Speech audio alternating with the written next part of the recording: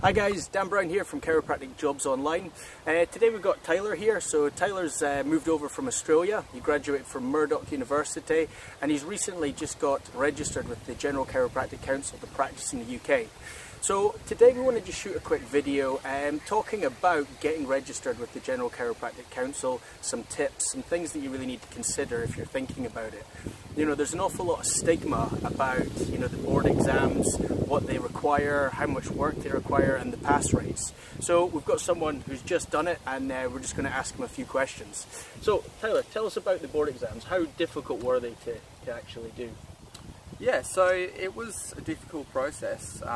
It took a long time and it took a lot of resources and cost quite a bit of money, but obviously now that I'm finished and passed, I'm very happy that I've done it. So sure. I'm working in Scotland now, got a good job, and I'm very happy.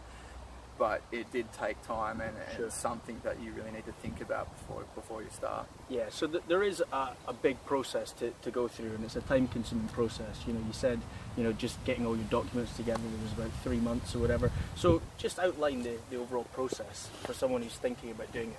So first of all, I think you really want to make sure that working in the UK is definitely what you want to do.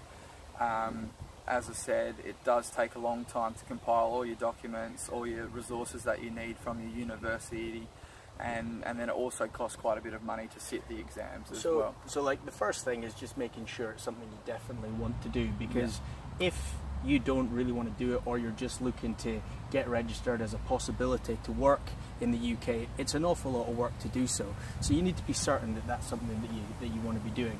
So once you're certain about that, how do you go about the process? You said there's documents and stuff you get. What kind of documents do you need to get to first get the ball rolling, so to speak? Yeah, so once you realise that it's really what you want to do, you need to figure out what date you want to do the exam. They have 4 dates throughout the year, which are all held in London. Okay. So how many people per? I'm not exactly sure but there's definitely limited spots. So okay. You want to pick a time where you're going to give yourself enough time to go back to your university, get all the documents that you need, so letters of good standing. You need to get all your unit outlines so that you can compare it to the GCC standards. Sure. And once you've done that, then you can pick a date. Probably give yourself a good 3 or 4 months to compile all that documents, and then write up your evidence of practice questionnaire, and then you submit that to the GCC. So yeah, it sounds as though there's actually more work on getting ready for the exam than opposed to the exam itself. So as I said, getting all your documents in place, getting all the evidence of your education, and then you've got what, case notes? Yeah. It might change, and it has changed from the past, but for my exam we had to have a caseload of 10 patients, which shows a broad understanding of different patients, different conditions. And then we had 3 specific cases which we had to provide all the patient notes and management plans and stuff from uni that we then had to submit with the documents, and they had to be collated and organised in a way that was acceptable for the GCC. Cool. And was there anything else that you needed to prepare for that initial part? For the initial part, no. So you just basically need your patient notes, any treatment notes that come along with them, maybe x-ray reports, and your management plan with any evidence for the practice that you did with that patient. You need to have all your unit outlines, so you have to get hold of them. That's not the university's responsibility. And then a letter from the university that states that you've got a degree that is acceptable by the GCC. So you said that within the GCC they provide you information on everything that you need to get there, so you'll be able to get a detailed outline of everything you need from the GCC. And would you say that's pretty self-explanatory, or is there tips or anything I would definitely go onto the GCC website, download the guide for the test of competency, and read through it several times, because there's a lot of information to process, and just make sure that you've got the timeline and everything that you need, because they won't accept your application until everything's completed. And if you leave it too late, then things start to get quite stressful. Sure, yeah. So you said it took you, what, about 3 months to get all your paperwork in order for the initial application? Yeah, that's right. So when I finished uni, I knew straight away that I wanted to move over. So I gathered all the information, and it took me a lot longer than what I thought. I was working on it most days for a couple of hours for about 3 months to get it in on time. So there's a fair bit of work there. Fair bit of work. Sure. And then when you're moving over, what do you need to consider with regards to visas, working permits? What are the considerations? You need to get that in place before the GCC, or what? So I was lucky because I have a British passport, so I didn't have to worry about that. I don't think that you have to have a job or a visa in place before you apply, but I think it's definitely beneficial if you think about that before you apply. Sure. Because that might hold you up if you do pass the exam, and then that could potentially hold you up after the exam as well. Yeah. So like things to consider are getting a job.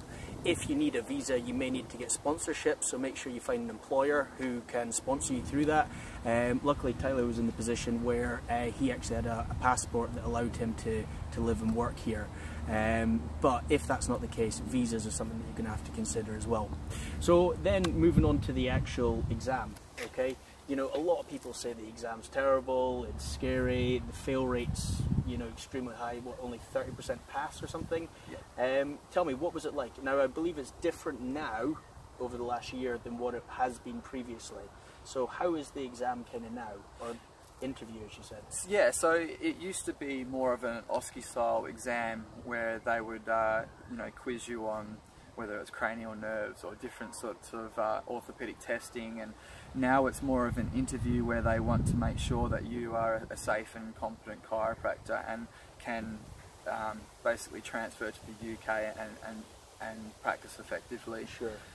So the cultural differences, there's no big issue there with ethics, culture, the way that you would handle patients, treat patients, that type of thing. Exactly. So they want to see the difference between the country that you graduated and the UK, and make sure that you know the main differences in legislation, codes of practices, and you know, I mean, the evidence is the same, you know, worldwide, but they want to make sure that you know your stuff. Yeah. So it's not so much exam where you're going in and you're being quizzed on anatomy again, neuroanatomy, or you know, any of these kind of clinical type things. It's more about how you'd handle a patient. It's more about the ethics, dealing with awkward situations, ethical situations, legislation, how you would access healthcare here. What kind of things? What did you have to study? Like, how did you know where to go to study all that information? So I didn't really, at the start, I just tried to study everything, and I realised that it was just too much to study. So I tried to get hold of some people that had done the exam before, and I managed to track down some Australians that had done the test before. So that was really handy to get their opinion on sort of where to focus your attention.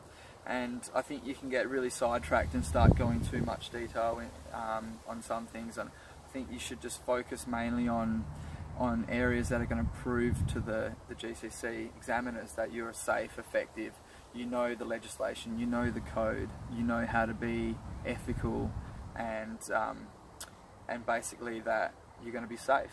So the GCC cop and SOP and all that kind of stuff? Yes, exactly.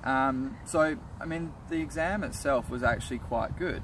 We had, it's 3 panellists, and they're all from the UK, whether they're chiropractors still practicing or university lecturers. Sure. So the exam's in London, and it takes about an hour and a half, and it's actually a lot less stressful than what I thought it was going to be. So would you say it's more of an interview style than opposed to an examination? Yeah. So you sit down and you bring in your evidence of practice questionnaire that you filled out in the beginning. Yeah. Cool. And you go through that. They ask you questions on what you've answered, and then they ask you maybe a couple of ethical dilemmas, and then they wrap it up with a bit of stuff on evidence and the code of practice and a few other little things. So like now you've kind of explained it to me, I can kind of understand the process and understand why that makes sense. You know, going in and getting examined on whether you know your cranial nerves or whether you know your microbiology doesn't really make sense for me but now moving it more to an interview type thing where they're working out how you would handle different situations, and if you understand how to access the healthcare, how you would speak to GPs, how you would refer, that kind of makes sense. Yeah. You know, so it's probably less of a daunting thing than actually going in and trying to go through your end of year exams at college again. Yeah, I would definitely say for anyone that's trying to or wants to do the exam now, that the style that they have now is a lot easier and a lot more accessible than what an OSCE would be, especially if you're not coming straight from uni. I think that a lot of it's common sense and just making sure that you're a safe, competent chiropractor. Sure. Yeah. And then afterwards, after you've done the interview, is there anything you need to go away and do after that? Yeah, so after the interview, you have to wait about two weeks before you get any results from the GCC, which is a long time to wait. Sure. But after I did the exam, I sort of went around, you know, talked to yourself and got involved with a few chiropractic associations, did a bit of networking.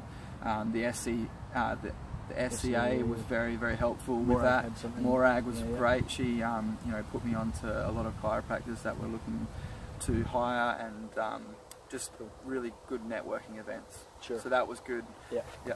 So how long did the whole process take from start to finish? It would have taken a good 6 months. Yeah, so it's not between a quick process then. Deciding that I wanted to do it and going ahead, filling out the questionnaire, doing the interview, and then getting a job and waiting for registration probably was about 6 months, and you're looking at about £5,000 before. £5,000. £5,000. So what does that £5,000 cover? So what's all the costs involved? The actual board exam costs £2,000. Oh, okay. Yeah, and if you don't pass, if you fail the exam outright, you have to do the test again. And it costs £2,000 again? And pay the same amount again. Okay.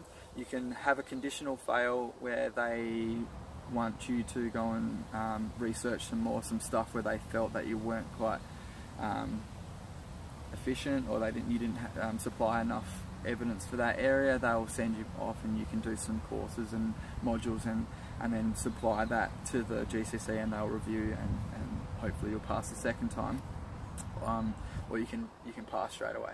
And what other costs are involved? So you've got £2,000. Yeah. So then once you pass, you have obviously the insurance and registration, which is around about another £2,000. Sure. And you also have to factor in any costs that are involved with getting to London, you know, accommodation. Sure. So yeah, so you've got to get your flights over to do the exam. Yeah, exactly. Yeah, accommodation, all that. So it is quite costly. It is quite costly, which is why I would recommend that if you were umming and ahhing about coming and doing it, definitely have a think about the costs and the time that's involved, because it is quite consuming. But like, having spoken to you, you know, like from what I've heard about the GCC board exams, and then basically speaking to Tyler about it, it seems an awful lot more doable, an awful lot more logical, but you just have to be certain that it's something that you want to be doing. So no, thank you very much for that. I think if you've got any questions, you know, give us a shout. You know, if there's anything we can help with at Chiropractic Jobs Online, we'd be more than happy to do so. If not, speak to your associations, hopefully they can help. And also on the GCC website, there's plenty of information there. Thanks very much, and cheers, Tyler. No problem.